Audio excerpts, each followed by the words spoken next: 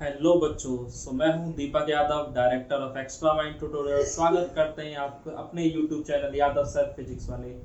बच्चों, last class में हम लोगों ने सेल्स को पढ़ा था। सेल का EMF, potential difference, internal resistance, वो सारी चीजें हम लोगों ने देख ली थी। आज हम देखेंगे उस पर बेस्ड कुछ न्यूमेरिकल्स और कुछ ग्राफिकल क्वेश्चंस, यानी न्यूमेरिकल क्वेश्चंस और ग्राफिकल क्वेश्चन दोनों ही हम आज के वीडियो में कवर करेंगे। ठीक है। बच्चों, आज का जो हमारा पहला क्वेश्चन है वो एक बार देख लेते हैं हम लोग। तो बच्चों, ये हमारा पहला क्वेश्चन है। क्वेश्चन हमसे क्या कहता है कि a battery of EMF 2 volt, यानी बैटरी जो है उसका मुझे ईएमएफ दे रखा है 2 वोल्ट। तो मैं लिख देता हूँ, पहले जो गिवन है उसे लिखते हैं। तो ईएमएफ हमारा 2 वोल्ट दे रखा है एंड इंटरनल रेजिस्टेंस 0.1 ओम। तो इंटरनल रेजिस्टेंस जो होता है उसे हम स्मॉल r से रिप्रेजेंट करते हैं और हमें उसकी वैल्यू दे रखी है 0.1 ओम। is being charged with a current of 5 ampere. और यहाँ पर जो करंट है वो आपका 5 एम्पियर दे रखा है और पूछा जा रहा है कि what is the potential difference between the terminals of the battery. तो हमसे जो पूछा गया है वो पोटेंशियल डिफरेंस पूछा गया है बैटरी के दोनों टर्मिनल्स के बीच में। तो आपको पता है कि अगर बैटरी से करंट फ्लो करता है तो उस वक्त बैटरी के दोनों टर्मिनल्स के अक्रॉस जो पोटेंशियल डिफरेंस होता है उसी को हम लोग टर्मिनल पोटेंशियल डिफरेंस कहते हैं। तो यहाँ पे मुझे दोनों टर्मिनल्स के बीच पोटेंशियल डिफरेंस पूछा गया है और कब पूछा है, तो जब बैटरी से करंट फ्लो कर रहा है, यानी कि हमें V की वैल्यू पूछी जा रही है। तो हमें पता है कि हमारा जो टर्मिनल पोटेंशियल डिफरेंस का फॉर्मूला होता है वो होता है V = E - IR। ठीक है। अब ज्यादातर जो बच्चे हैं वो ये फॉर्मूला लगा देंगे, लेकिन बेटा ऐसा नहीं होता। देखो, आपको क्वेश्चन पहले पढ़ना पड़ेगा कि क्वेश्चन जो है वो आपसे कह क्या रहा है कि आपकी बैटरी जो है चार्ज हो रही है या डिस्चार्ज हो रही है। अगर आपकी बैटरी से करंट निकल रहा है इसका मतलब बैटरी डिस्चार्ज हो रही है, लेकिन अगर बैटरी में करंट आ रहा है इसका मतलब बैटरी चार्ज हो रही है। ठीक है। और आपको मैंने बताया था कि ये जो फॉर्मूला होता है V = E - IR, ये कब के लिए था? तो ये था आपका ड्यूरिंग डिस्चार्जिंग, यानी कि जब बैटरी आपकी डिस्चार्ज हो रही होती है तब हम ये फॉर्मूला लगाते हैं, और जब बैटरी हमारी चार्ज हो रही होती है उस वक्त हम क्या फॉर्मूला लगाते हैं? सो V = E + IR। तो ये जो फॉर्मूला है ये ड्यूरिंग चार्जिंग का फॉर्मूला है। तो आप बात समझ पा रहे हैं? यानी कि जब मेरा बैटरी डिस्चार्ज हो रहा होगा तो ये फॉर्मूला लगेगा, जब बैटरी चार्ज हो रहा होगा तो ये फॉर्मूला लगेगा। बट जनरली बच्चों के दिमाग में यही वाला ही फॉर्मूला होता है और उन्हें क्वेश्चन कुछ भी दो फॉर्मूला वो एक ही लगा देते हैं, जो कि गलत बात है। आपको पहले ये चेक कर लेना चाहिए कि यहाँ बैटरी चार्ज हो रही है, डिस्चार्ज हो रही है। तो आपसे कह रहा है कि battery of EMF 2 volts and internal resistance इतना इज बीइंग चार्ज्ड। तो आपको फोकस करना है कि बैटरी आपकी चार्ज हो रही है। तो अगर आपकी बैटरी चार्ज हो रही है तो जो आपका फॉर्मूला लगेगा वो ये वाला लगेगा, और अब बस आपको कुछ नहीं करना, सिंपली वैल्यू पुट करनी, सॉल्व करना, आपका आंसर आ जाएगा। तो मैंने जो क्वेश्चन पूछा था उसका बस लॉजिक ये था कि आपको ये समझा सकूं कि कब कौन सा फॉर्मूला लगाना है। अब आपको करना ही क्या है, आपको ईएमएफ की वैल्यू दे रखी है ऑलरेडी 2 वोल्ट, करंट आपको दे रखा है सर्किट में कितना फ्लो कर रहा है 5, और इंटरनल रेजिस्टेंस कितना है 0.1। तो जो 5 को 0.1 से मल्टीप्लाई करते हैं तो 0.5 आ जाएगा, और 2 + 0.5 बोले तो 2.5। तो ये आ गया इतना वोल्ट। तो बच्चे, आपको समझ में आ गया होगा कि हमारा जो टर्मिनल पोटेंशियल डिफरेंस का वैल्यू आएगा यहाँ पे वो 2.5 वोल्ट है, जो कि आपके ईएमएफ की वैल्यू से ज्यादा है।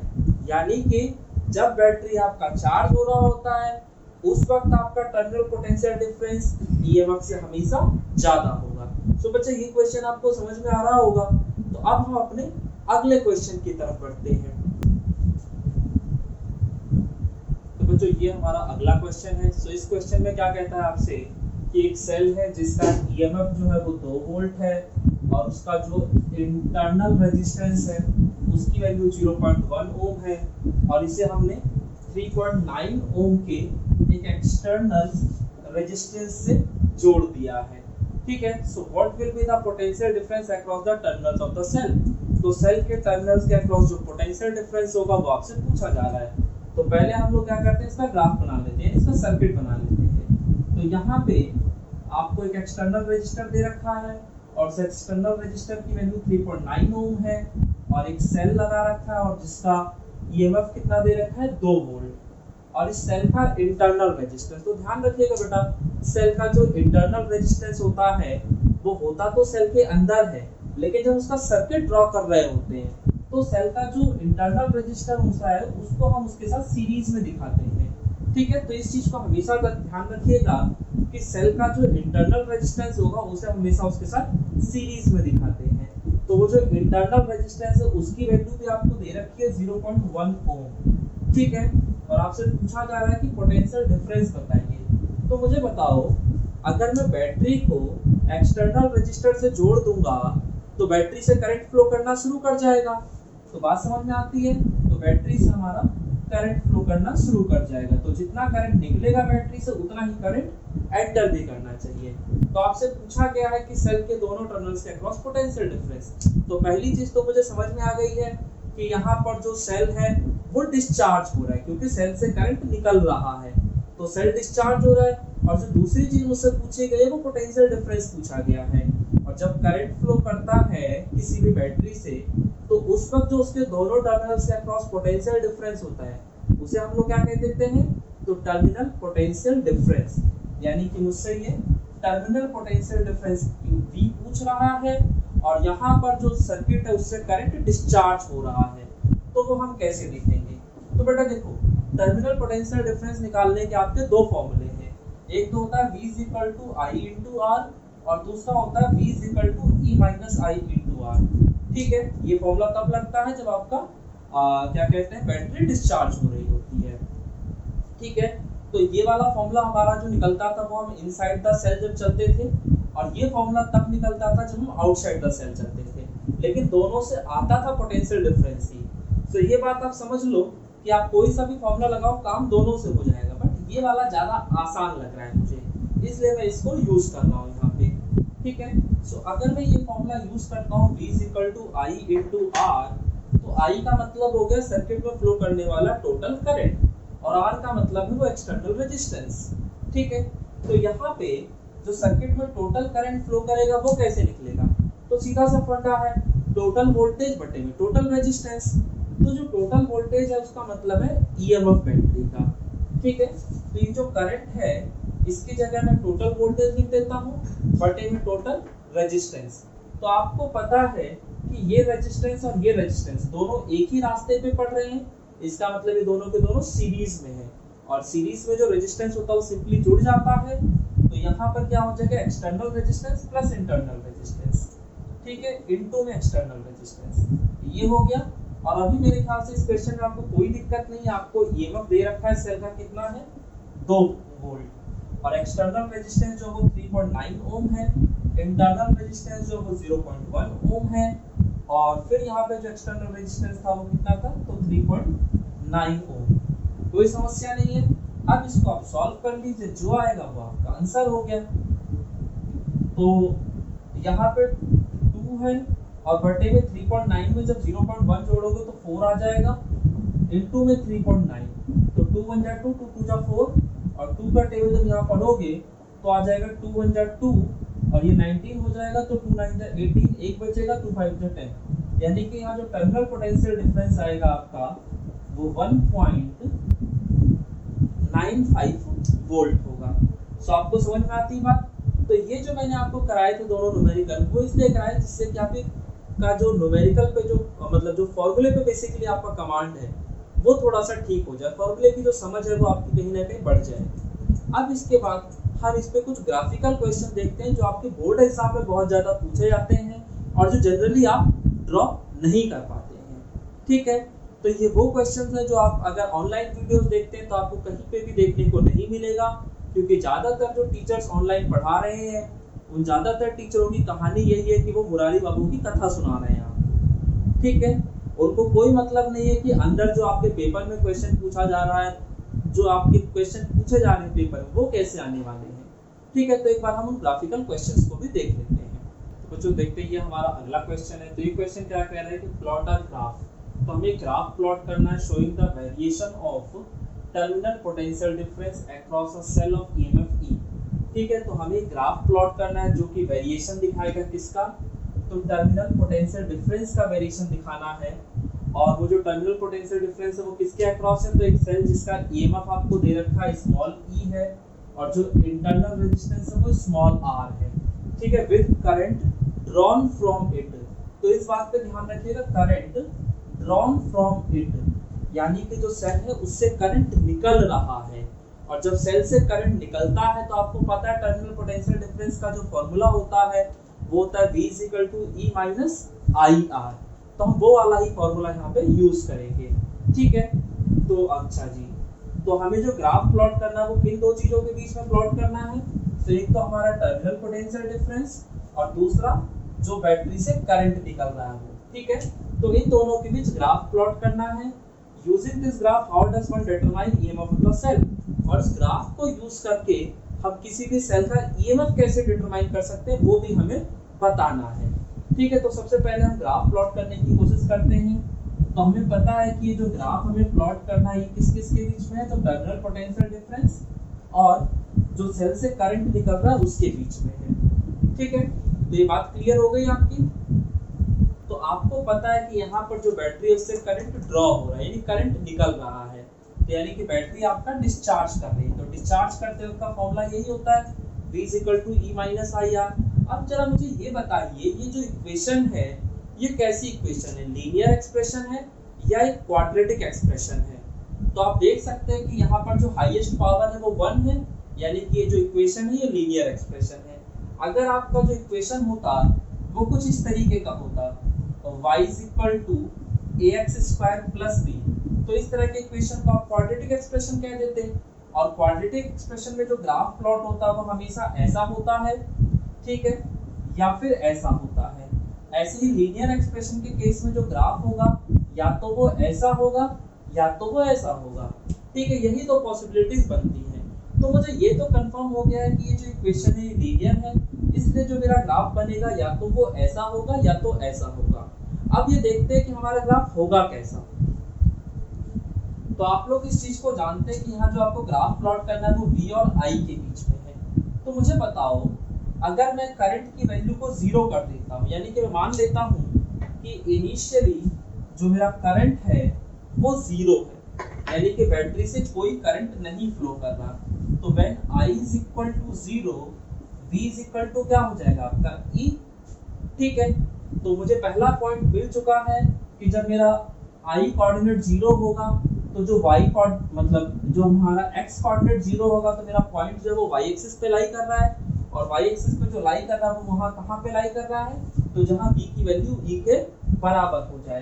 तो मान लेता हूं कि यहां पर जो v की वैल्यू है वो e के बराबर है, ठीक है।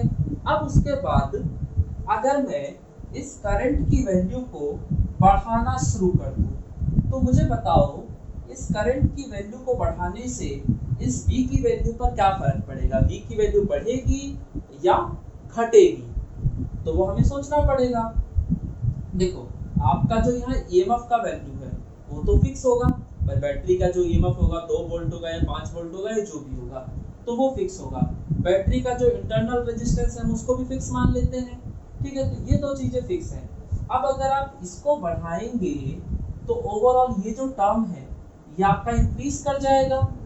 अब सोचो कि अगर आप इसमें से इस वैल्यू को घटाते हैं और ये लगातार बढ़ेगा तो ओवरऑल जो यहाँ पे रिजल्ट आएगा वो कैसा आएगा, डिक्रीजिंग का। यानी कि अगर आप करंट को बढ़ा रहे हैं तो आपका जो टर्मिनल पोटेंशियल है वो कम हो जाएगा, यानी कि एक के बढ़ने पे दूसरा घट रहा है। तो आपको समझ में आ गया होगा कि अभी आपका जो ग्राफ होगा वो किस तरीके से जाएगा, तो जो ग्राफ होगा वो आपका इस तरीके से जाएगा। सो बात समझ में आती है, तो ओके, तो ये काम खत्म हो गया। और दूसरा जो इसने पूछा था वो यही पूछ रहा था कि using this graph how does one determine the EMF of the cell. तो इस ग्राफ को यूज करके आप सेल का ईएमएफ कैसे बताएंगे, तो मैं सीधा सा फंडा है, मैं I को 0 कर दूंगा, तो जैसे ही मैं I को 0 करूंगा तो आपका जो V होगा वो E के बराबर हो जाएगा। यानी कि मैं कह सकता हूँ कि ये ग्राफ जिस भी पॉइंट पे y एक्सिस को कट करेगा उस पॉइंट पे आपका टर्मिनल पोटेंशियल डिफरेंस जो होगा वो EMF के बराबर होगा। तो हम इस चीज को लिख सकते हैं। तो हम क्या लिखेंगे, तो हम लिखेंगे y intercept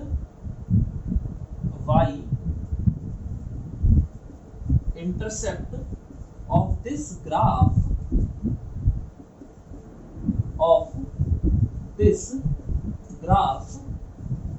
gives the value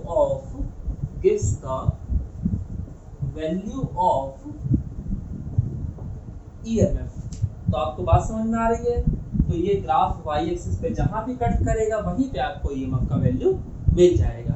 तो ये एक छोटा सा क्वेश्चन था, इसमें बस आपसे दो चीजें पूछी गई थी। तो ग्राफ कैसे प्लॉट होगा, तो ग्राफ प्लॉट करने के लिए पहले आपको इक्वेशन देखनी पड़ेगी कि वहाँ जो इक्वेशन है वो कौन सा फॉलो हो रहा है v और i को लेकर। तो हमें पता था करंट डिस्चार्ज हो रहा है, तो इक्वेशन यही बनेगा।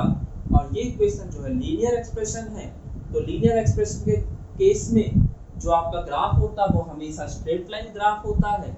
अब आपको ये देखना था कि भाई ये वाला होगा या ये वाला होगा। तो आपने सोचा कि अगर मैं करंट की वैल्यू को बढ़ाता हूँ तो v पे क्या होगा, तो जैसे जैसे आप इस करंट को बढ़ाते जाएंगे ये v जो है घटता चला जाएगा, यानी कि एक बढ़ रहा है तो दूसरा घट रहा है। ठीक है, तो इस तरह के केसेस में जो ग्राफ बनेगा वो हमेशा ऐसा बनेगा, यानी कि नेगेटिव स्लोप वाला ग्राफ होगा ये। सो कोई दिक्कत नहीं है, मेरे ख्याल से क्वेश्चन समझ में आया होगा और यहाँ से काफी कुछ आपको सीखने को मिला होगा। जो नेक्स्ट क्वेश्चन होगा वो इससे भी बेहतर होगा, तो एक बार हम उस क्वेश्चन को भी देख लेते हैं। तो बच्चों ये हमारा अगला क्वेश्चन है। सो इस क्वेश्चन में क्या कहता है कि अ सेल ऑफ EMF E। तो एक सेल है जिसका आपको EMF दे रखा है E, और उसका जो इंटरनल रेजिस्टेंस है वो स्मॉल r है, और ये किसके अक्रॉस कनेक्टेड है, तो is connected across a variable resistor capital R। यानी कि इस बार जो आपका एक्सटर्नल रेजिस्टेंस है उसकी वैल्यू वेरी कर रही है, यानी चेंज कर रही है। ठीक है, तो हम वेरिएबल रेजिस्टर को कैसे दिखाते हैं, तो आप लोग जानते होंगे कि जब भी मुझे वेरिएबल रेजिस्टर दिखाना होता है हमेशा इस तरीके से दिखा देते हैं। ठीक है, तो ये आपका वेरिएबल रेजिस्टर हो गया, ये आपका सेल हो गया, और उसके साथ सीरीज में आपने उसका इंटरनल रेजिस्टेंस दिखा दिया। ठीक है, तो सेल का EMF E दे रखा था, इंटरनल रेजिस्टेंस R दे रखा था, और कह रहा था कि ये एक रेजिस्टर से कनेक्टेड है जो कि वेरिएबल है। ठीक है, अब इसके हम क्वेश्चन को आगे पढ़ते हैं। तो कहता है कि plot a graph showing the variation of terminal potential V with resistance capital R। यानी कि मुझे एक ग्राफ प्लॉट करना है जिसमें वेरिएशन जो मुझे दिखाना है वो टर्मिनल पोटेंशियल V का एक्सटर्नल रजिस्टर R के साथ है। यानी कि जो मेरा ग्राफ प्लॉट होने वाला है वो किस किस के बीच है, तो V और R के बीच ग्राफ बनने वाला है। ठीक है, तो पहले हम ग्राफ देखते हैं और फिर उसके बाद कहता है predict the graph, predict from the graph the condition under which V becomes equal to E। और हमें फिर ग्राफ को देख के बताना है कि मतलब हमें ग्राफ को देखकर वो कंडीशन बतानी है जिसमें V की वैल्यू E के बराबर हो जाए। सो आपको मोटा मोटा बात समझ में आ रहा होगा कि करना क्या है। तो सबसे पहले जो हमें काम करना है वो V और R के बीच ग्राफ प्लॉट करना है। ठीक है, क्लियर है फंडा? अच्छा जी, तो मुझे पता है कि V जो है वो टर्मिनल पोटेंशियल डिफरेंस है। तो टर्मिनल पोटेंशियल डिफरेंस को निकालने का तरीका भी मैंने बताया था कि I इनटू एक्सटर्नल रेजिस्टेंस, और टोटल करंट I जो होता था टोटल वोल्टेज बटे में टोटल रेजिस्टेंस।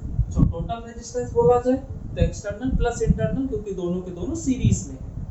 ठीक है, इनटू में कैपिटल R। देखो यहाँ पर जो मुझे ग्राफ प्लॉट करना है वो V और R के बीच करना है, और ये जो R है ये ऊपर की तरफ भी है और नीचे की तरफ भी है। तो ये दिक्कत वाली बात है, क्योंकि अगर मैं R को बढ़ाऊंगा तो यहाँ पे इसको बढ़ाने से यहाँ पे नेगेटिव इंपैक्ट पड़ रहा है, भाई यहाँ पे इनवर्सली का रिलेशन है, लेकिन यहाँ पे R को बढ़ाने से यहाँ पे डायरेक्टली का रिलेशन आ जा रहा है। यानी कि मैं यहाँ पे कुछ कंफ्यूजन वाली स्टेट में आ गया हूँ। तो मैं एक काम करता हूँ कि ये जो R ऊपर और नीचे दोनों जगह लिखा हुआ है इस R को मैं चेंज कर लेता हूँ, सिर्फ एक जगह लिखता हूँ। तो उसके लिए मैं क्या कर सकता हूँ, तो उसके लिए जो बेसिक सा मैं काम कर सकता हूँ इस R को नीचे ले जाता हूँ। यानी कि मैं इस इक्वेशन को ऐसे लिख सकता हूँ बटे में कैपिटल R। आपको पता है कि ये जो R है कैपिटल ये ऊपर चला जाएगा, कोई इशू नहीं है। अब देखिए, so V is equal to E बटे में अगर मैं इसको सिंप्लीफाई कर दूं तो ये बन जाएगा capital R by capital R plus small r by capital R। फंडा क्लियर है? तो E बटे में ये तो कट गया तो 1 आ गया, और यहाँ आ गया स्मॉल आर का कैपिटल आर। तो ये जो मेरा रिलेशन निकल के आया है, ये वो रिलेशन है जिसकी मदद से मैं ग्राफ प्लॉट कर सकता हूँ बी और कैपिटल आर के बीच में। समझ में आती है बात? अब सोचो कि अगर मैं इस कैपिटल आर की वैल्यू को 0 कर देता हूँ, ठीक है, भाई शुरुआत तो 0 से होगी, तो अगर मैं इसको 0 कर देता हूँ तो इस b की वैल्यू क्या होगी? तो when capital R is equal to 0, तो सोचो R बटे में 0, तो 1/0 is infinity, so R/0 is also infinity, और इंफिनिटी में अगर आप 1 जोड़ेंगे तो भी आपका इंफिनिटी आएगा, ठीक है, और 1 बटे में इंफिनिटी जो होता है वो 0 हो जाता है, यानी कि जब मेरा R 0 होगा तो मेरा B भी 0 आएगा। कोई समस्या नहीं है, बात समझ में आ रही होगी। इधर आपने 0 रख दिया, 1/0 infinity, infinity plus something is infinity, और 1/इंफिनिटी इज 0, तो R 0 तो B 0, यानी कि जो मेरा x कोऑर्डिनेट है वो भी 0 है और जो मेरा y कोऑर्डिनेट है वो भी 0, यानी ग्राफ की जो शुरुआत होने वाली है वो यहाँ से होने वाली है, ठीक है। अब ग्राफ बनेगा कैसा, एक बार वो भी देख लेते हैं। तो अगर मैं इस r की वैल्यू को बढ़ाता हूँ तो जो ओवरऑल इफेक्ट पड़ेगा इस b पे वो कैसा होगा। तो एक बार सोच के देखो कि अगर आपने इस r की वैल्यू को बढ़ा दिया, यानी कि कोई भी अगर टर्म है और उसका आप डिनोमिनेटर बढ़ा रहे हैं, तो ओवरऑल जो वैल्यू होती है वो कम हो जाती है। जैसे यहाँ पर 2/5 लिखा था और फिर यहाँ पे 2/10 लिख दिया, तो मैंने किया क्या, डिनोमिनेटर को बढ़ा दिया, और इसको बढ़ाने की वजह से जो मेरा रिजल्ट आएगा वो पहले से कम हो जाएगा। बात समझ रहे? पहले मेरे को 0.4 मिलता था, अभी 0.2 मिलने लग गया, यानी कि जब मैं इसका जो डिनोमिनेटर है उसको इंक्रीज करूंगा तो ओवरऑल वैल्यू जो है वो डिक्रीज हो जाएगी। अब जरा ये सोचो कि 1 में जिस चीज को आप जोड़ते थे अगर उसी की वैल्यू घट रही है तो ओवरऑल वैल्यू जो होगी वो क्या होगी, तो वो भी आपका डिक्रीज कर जाएगी। जैसे एग्जांपल के तौर पे पहले मैं 1 में 0.7 जोड़ता था, अभी 0.5 जोड़ने लग गया, और अभी मैं 0.3 जोड़ने लग गया।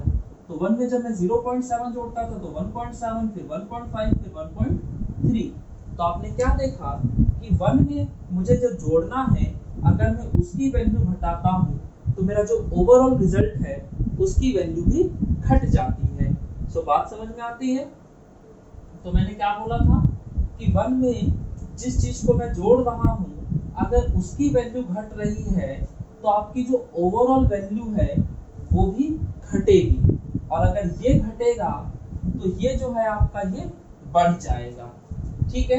यानी कि समझ में आ रहा है कि दोनों में जो रिलेशन है वो कैसा है, तो इनवर्सली का रिलेशन है, कोई दिक्कत नहीं है, बात समझ में आती है।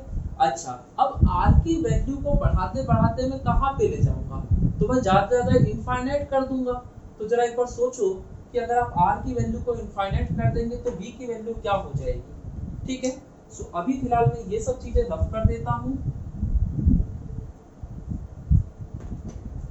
तो अगर मैं r की वैल्यू को इनफाइनाइट कर दूं तो जो b की वैल्यू होगी वो किसके बराबर होगी, तो आपको पता है कि 1/इंफिनिटी 0 और 1 + 0 इज 1, यानी कि नीचे वाला जो पूरा हिस्सा है 1 हो गया है, तो v = क्या आ गया, e आ गया। सो बात समझ में आती है? यानी कि जब आपका एक्सटर्नल रेजिस्टेंस इनफाइनाइट हो जाएगा तो उस केस में आपका टर्मिनल पोटेंशियल डिफरेंस ईएमएफ के बराबर होगा। कोई इशू तो नहीं है? सो खेल आपको समझ में आ रहा है?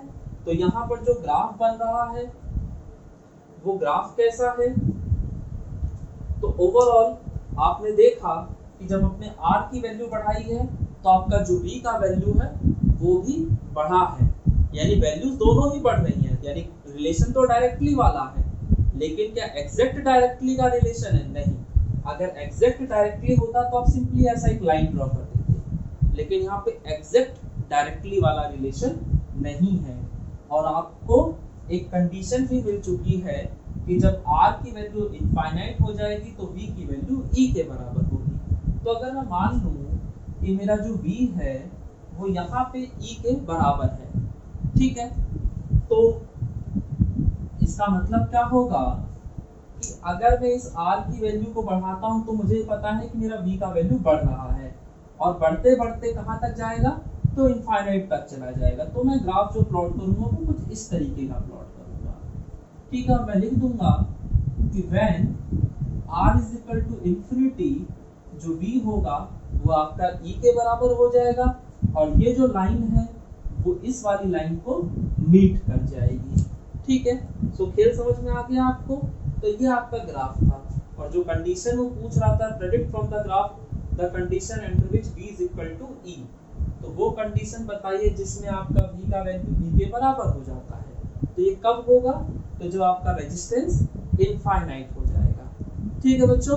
तो ये वो कुछ क्वेश्चंस थे जो आपका जो ईएमएफ का कांसेप्ट मैंने लास्ट वीडियो में समझाया था उस पर बेस्ड क्वेश्चंस थे, जो कि आपके सीबीएसई वाले एग्जाम्स में, यानी जो बोर्ड एग्जाम्स की तैयारी कर रहे हैं बच्चे, उनके लिए बहुत इंपॉर्टेंट है, क्योंकि ये न्यूमेरिकल्स करने से कहीं ना कहीं आपका जो कंसेप्ट है वो थोड़ा सा और बेहतर हो जाता है, ठीक है। तो अगर आप लोगों को वीडियो अच्छी लगी हो, वीडियो इंफॉर्मेटिव लगती हो, तो बच्चों लाइक कीजिए वीडियो को, कमेंट कीजिए, शेयर कीजिए, ठीक है। और अगर अभी तक आपने अपने चैनल को सब्सक्राइब नहीं किया है तो एक बार चैनल सब्सक्राइब कर दीजिए और उसके साथ बेल आइकन जरूर दबाइए, जिससे कि मैं जो भी वीडियो अपलोड करूं उसका नोटिफिकेशन सबसे पहले आप तक पहुंचे और आपका वो जो वीडियो है वो कभी भी मिस ना हो, ठीक है बच्चों। सो मिलते हैं हम लोग नेक्स्ट वीडियो में नेक्स्ट टॉपिक के साथ, तब तक के लिए bye and best of luck.